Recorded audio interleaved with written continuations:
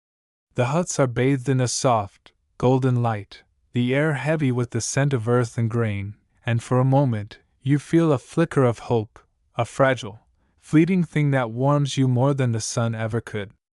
You've made it through the night, and though the road ahead is long and uncertain, you know that you'll keep fighting, for your family, for your life, for the chance to see another dawn.